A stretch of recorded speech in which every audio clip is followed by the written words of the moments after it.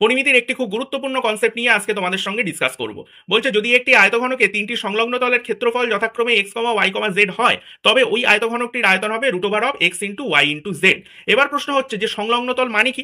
সংলগ্ন তল মানে হচ্ছে একটা আয়তঘনককে যদি তুমি ভালো করে পর্যবেক্ষণ করো দেখতে পাবে সেই আয়তঘনকের প্রত্যেকটা শীর্ষবিন্দুর সাথে তিনটে করে তল যুক্ত থাকে। এবার এই তিনটে তলকেই একে অপরের সংলগ্ন তল বলা হয়। ধরো এই যে আয়তঘনকটা আছে, এই আয়তঘনকের এই শীর্ষবিন্দুটা যদি আমি ধরে নেই, তাহলে দেখো এই শীর্ষবিন্দুর সাথে তিনটে তল যুক্ত আছে, একটা, দুটো আর নিচে একটা। এই তিনটে তলকেই একে অপরের সংলগ্ন তল বলা হয়। এবার এই তিনটে তলের ক্ষেত্রফল যথাক্রমে যদি X comma Y comma Z হয়, তাহলে আয়তঘনকটার আয়তন কি হবে? Direct formula root over of X into Y into Z. কনসেপ্টটা বোঝা গেলে চলো একটা অঙ্ক করা যাক। বলছে একটি আয়তঘনকাকার বাক্সের তিনটি সংলগ্ন তলের ক্ষেত্রফল যথাক্রমে 120, 72 এবং 60 বর্গ সেন্টিমিটার। বাক্সটির আয়তন কত হবে? Direct formula root over of X into Y into Z. X এর ভ্যালু কত? 120, ওয়াই এর ভ্যালু কত? 72, আর জেড এর ভ্যালু কত? জেড এর ভ্যালু হচ্ছে 60। ঠিক আছে, এবার এটাকে সলভ করতে হবে।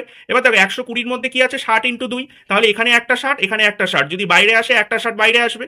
ভিতরে থাকলো 2 আর 72, 72 দুগুণ 144, কাট স্কোয়ার করলে 144 হয় 12, তাহলে বাইরে আসবে 12, 6 বারং 72 মানে 720। তাহলে এই বাক্সটার আয়তন হবে 720 সেন্টিমিটার কিউব। এই অঙ্কটা বুঝতে পারলে পরের অঙ্কটা নিজেরা করে কমেন্ট বক্সে জানাবে। এবং পুরো 3D মেনসুরেশনে যত ফর্মুলা আছে সমস্ত ফর্মুলা কিন্তু একটি ভিডিওতে ম্যারাথনের মাধ্যমে আমি করিয়ে দিয়েছি পর্যাপ্ত পরিমাণ অঙ্ক দিয়ে।